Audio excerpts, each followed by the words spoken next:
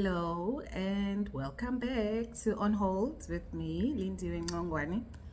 So today I'm going to talk about my move to Cape Town. I think in most of my videos I've been saying that I moved and I moved with my sons, and when we moved from Northwest, so in Rustenburg. So I've lived everywhere, Limpopo, Joburg, Northwest, so mostly inland. So this was my first time moving to coastal area. So we moved to Cape Town. I moved for work, and we moved 5.5 years ago. So I'm going to give you just my observation, a few things about what is different about living in Cape Town versus living inland, whether you're in Joburg or Rustenburg or Pretoria. I've lived in Pretoria as well. So wherever. So inland, what is the difference in terms of what happens there and how I've had to adjust when it comes to living in Cape Town. Okay, so like I said, I moved in 2018, and I moved first because it was around October. I waited for the kids to finish school, and then I moved them in January. But so let's see some of the things I've noticed, just a few. There's a lot, and remember, it is my experience, my observation. And also, when I moved to Cape Town, I moved straight to the suburbs. I've not lived in Lokshini or anywhere else. I've only just lived in the northern suburbs. So this is my experience. I'm sure many people have different experiences, and depending on where you land or what happens, my experience, that's what I'm going to talk about. So first of all, cost of living is high. So everybody knows this, that Cape Town is expensive. So let me give you my scenario. So now I was in Rustenburg, specifically I was in Sun City. So you know Sun City is there, and Sun City is next to the rural area Lidach. So I mean, things are not expensive there, not at all. So to give you an example, the flat I stayed in, I paid 2.6. It was a 2-bedroom, 2-bathroom, a kitchen, a lounge. So I paid 2,600.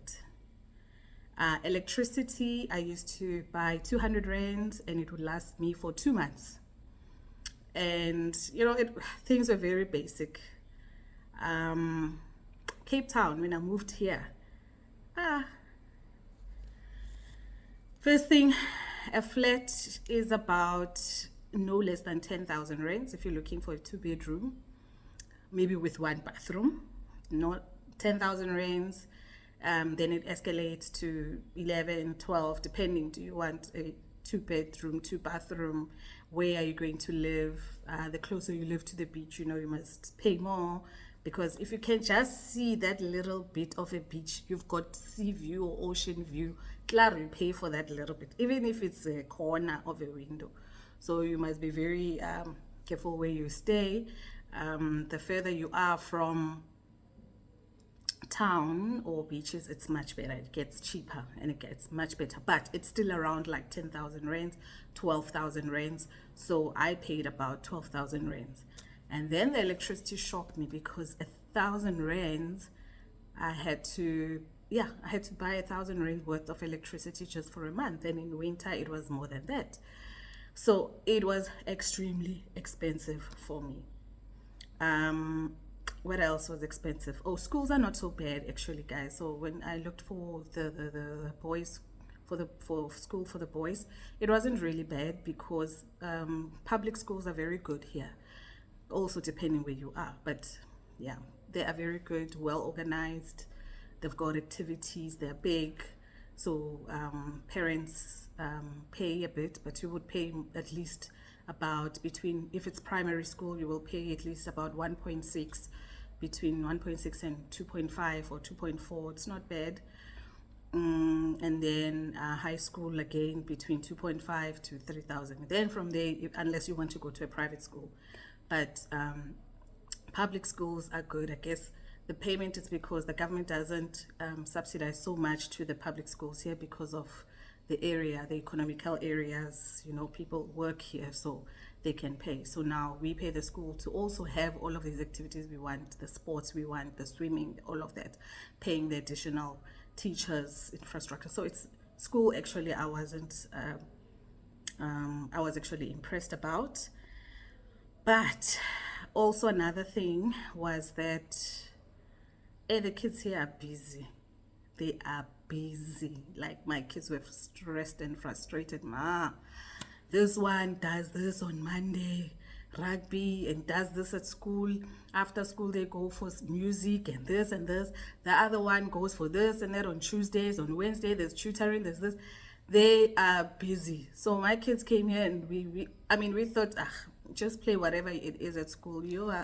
They felt left out because they were like, no, there's a cricket club, there's a soccer club, there's this. Now, if you go to clubs, that means your weekends and everything you need to dedicate to clubs, because clubs are not for school. There's school sports and then there's club sports. So that's another thing that took out the money, because now paying for club sports is an additional cost. So you don't just go outside here and play soccer. If you want to play games, you must belong to a club.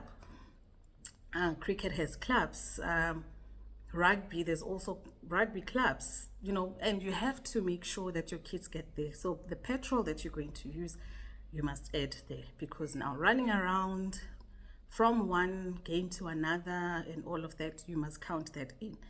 So I think that's where most of the money went. What I did when I got here, I had to scale down and then try and see what I needed to do. So for example, when I came here, I was driving a Mercedes Benz, and I realized quickly that this thing is not going to help me with anything. First of all, it's parked in the basement all day when I'm at work, and then parked in the basement in the flat most of the time, because even if we want to see Cape Town, it's expensive. You must still plan. So it wasn't like at home where maybe I lived in Rustenburg, my mom lives in Lewagomo, so I have to travel 4 hours, whatever. Here, there's nowhere to go. There's no family to go visit. The only long distance trip is to go back home, which you will only plan which once a year. So it didn't make any sense for me to be paying an installment for a Mercedes-Benz and insurance and all of that, whilst I needed to also make room for all of these other expenses. So I did scale down.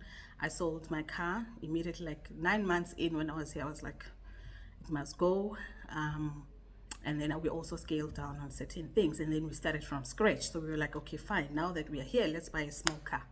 And the small car is just so that we get to all of these activities in school, and let's make sure we find the right place to stay. So with time, I've been able to then just reacquire or just readjust, and also readjusting in terms of not making sure that it's like for like from where I was. So there are things that are important that I need here, which I never needed when I was in inland, and vice versa. So it was just about what makes sense now. So I think that helped me a lot. Most people struggle to scale down and then, try and start from scratch or restructure. I managed to do that. It helped me a lot. Okay, that's the cost part. Hey, another thing is that here, people or family, it's families. It's about families, marriages, families are number one. I'm not saying inland we are not, but I think maybe it's different. For example, I came here with the kids, and I think most people know I'm divorced, but just because I'm walking around with the kids, there's an expectation that your husband is there somewhere behind. So they'll be asking, oh, okay, you're going to be here with your husband. Oh, is your son's father coming with him? Like, no, I don't have. So I felt like I was always having to explain myself. No, I don't have a husband. No, I'll be by myself. No, this and this and this. You receive forms from school. They want information. I get it with the school because parents are liable anyway. I think even for the government, they don't really care that the father's in your life or not. They want the details so that if the school fees is not paid, you're both liable. I get that. But there were a lot of places where I was, expected to kind of like correct that, no, I'm on my own. No, I don't, there's no husband, or there's no this.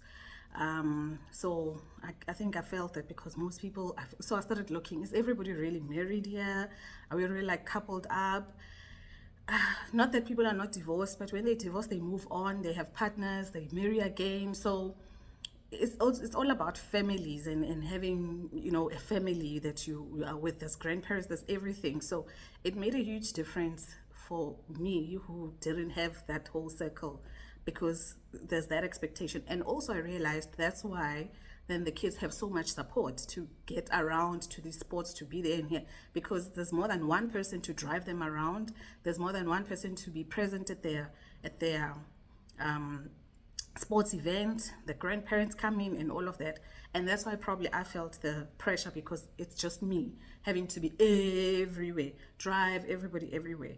And I felt that pressure. But yeah, people here, it's all about family and all of that, to an extent that one thing I realized working here is that people take leave during school holidays to be with their children. For me, that was bizarre, because where I'm from, when kids go on school holidays, you send them to their grandparents so that they can go there, so you can have peace of mind. It's time for you to rest and get some space for your kids. Not here.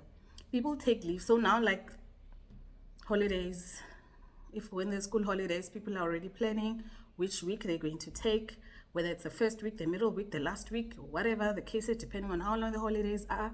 And they're going to use that to spend time with their kids, because the kids are at home. So school holidays, most people don't expect them to be at work. They've taken leave. For me, that was different, because me come holidays, I was wishing I could fly them away, you know, or by bus or something. But I'm still not convinced, by the way. So I still haven't taken leave to spend time with my kids on holidays. I just carry on working. But I think that was another observation that I have. Yeah, what else? Yeah, I think that's that. I mean, around families. And I guess it touches back to the issue about Cape Town having cliques. I think people say that Cape Town is cliquey and whatever. It is. People have their families. So as much as they are friendly, they don't open up for new people to join the circle. That's what I've felt. It's not like they're not friendly. They're very friendly. Talk to you, they'll share information with you, laugh with you, no problem. But for you to come into their circle, you know what I mean? Like, I don't know, maybe back at home I would see what we do is, if there's a funeral or a party or a braai, you'll always bring somebody maybe that's new to the area or hasn't been there, and then they'll meet everyone else, make friends if they can, and those friends will start being friends, you know, and then the circle just grows bigger. Or if there's a club or a society or anything, you invite them, then they meet somebody else, they meet the other people or the other ladies, and you know, and then it just becomes a bigger circle, something like that. So you don't find that a lot here. People will talk to you when they are with you, and not a problem, and they will share information, and if you are in the same events, not an issue. But not to open their circle so that you can know some of their other friends, that you can meet and make, you know, more friends and whatever. So the friends I have, or the people I know, are people who are not from Cape Town. So people I hang out with are people who are also from like inland, Joburg, Pretoria, also Durban. So people who are not from the province are the people who will come, open their circle for me, and introduce me to other people who are also not from the province, so we would know each other. So for example, Kulu, Mashitisho did the same thing. So when she was still here in Cape Town, opened a WhatsApp group, or it was a girls kind of like a book club. So, but it was also to make sure that people who are not from Cape Town don't feel alone. So you can join the group, join the book club. We read a book, but also the nice thing about reading a book is when we are going to meet to talk about it. But that gives you the opportunity to see places, to meet people, and from there, meeting those people, you may be friends. But also, if you want to go out, you've got a group that you can chat to and say, who's going out, who wants to join. But again, it's for people who are not from Cape Town. So then I agree that the cliques is all about not opening the circle where you can see or know people that are in their group, so you can at least maybe make bigger or more friendships or things like that. So it is a closed thing. I know you, you know me, we are good, that's it, bye. And then that's it. So that's another thing that I realized. Weekends, how we spend our weekends back at home. It's either there's a funeral, unveiling of a tombstone, a wedding, or whatever. Guys, I don't know when last I went to a wedding. I think the last time I went to a wedding was 2017. I think as soon as I came back, I don't remember when I went to a wedding or a funeral. There's different cultures, different religions. They practice different things. Some of them, if there's a death today, in the next day or two, they've already buried the person. So there is no, in my space, I've not experienced a process where we have to wait for Saturday and then it's this big event and all of that like we do it. It's always been, if there's a person, either there's a funeral during the week, and if you know the person, you can go. It could be an hour or 2 hours of your time, which you can take during work, and just request your manager to say, okay, I need to attend the funeral, go for the funeral, come back to work, that's it. Yeah.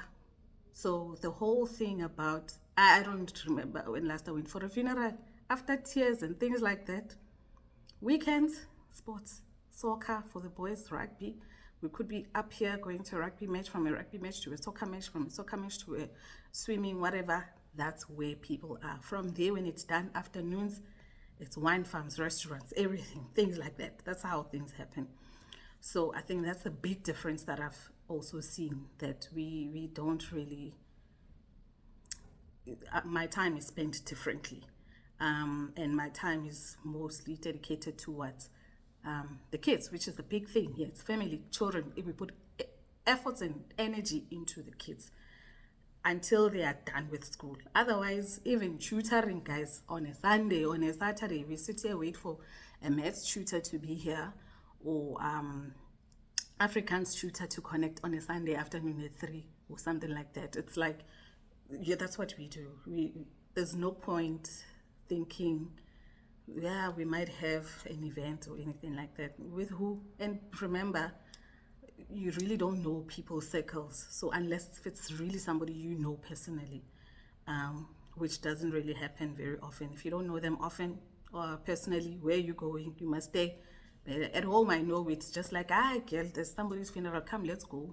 Oh, it's my uncle's funeral, come. And then, people come and support you, and they bring more people and they bring more. There's actually no number to anything. But it's different here. So we don't spend weekends on that, on what we used to, or what I'm used to. It's mostly around making sure the kids are there, or you guys have activities or some things like that. So, yeah, I think for now, I'll just keep it there. So the 4 things that I mentioned really was the cost issue.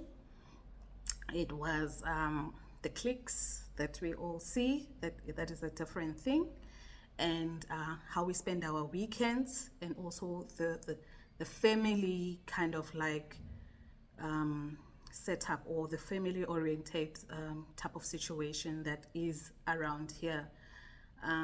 Talking about family. So when my kids realize that, hi, it's busy, some of their friends at school, is either mom is picking them up this week and dad is picking them up next weekend, but the parents are divorced, but these parents have partners. When we go for birthday parties, they'll have to like teach me, okay, this one, because the birthday falls on the week where he's with the father, the birthday is at the father, but the father has a partner, but they call the partner mom, so that's mom. Don't get confused, mom, because I'll be like, okay, is it this, is it that? Don't get confused, just it's their mother and their dad. Next time when I tell you that my friend is at their mom, which is the other mom, don't get confused. You must understand what's going on. So they always like make sure that I understand what. But they also came to me and like, but now when are you moving on with your life? Because you're like chilling here. Move on, get a person now, see what you want to do. Because I think nature can see that this is how things are happening. This is life. What are you sitting mourning your life for? So I think it's opened their mind in terms of how things are. I don't think if we were back at home, it was they would be thinking like that. I think there'll still be that issue about, no, dad, my father, this and that, but it's a bit different. Yeah, they're seeing different types of lifestyle, and I guess that's how Cape Town is. It's open to different types of lifestyles. People can be who they are, what they are, what they want to be, and live their life the way they want to be, and that's what they're being exposed to. And so they also, like, encourage me, like, relax. This is life, and this is how we do it. So yeah, so when I think of others, I'll make another video just as a follow-up. And or you can ask me questions about maybe what you've heard about Cape Town and whether it's true or not, and maybe, but I'll give you from my opinion. I'm sure there are other people who've also moved from Cape Town who can also add to the comments, and say, what is your experience, what has been your experience. I really haven't. The other things I know, they do happen, especially if you are like, yeah, they do happen, eloption and stuff, but I haven't really been exposed to them. I haven't found friends who are from there yet. So as soon as I do, I'll have a different experience. I'll come tell you about it. But if you guys know,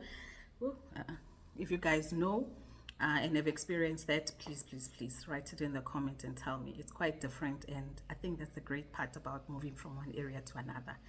Anyway, thank you so much for watching again this week. Please remember to subscribe, please like, please share the videos, and please comment.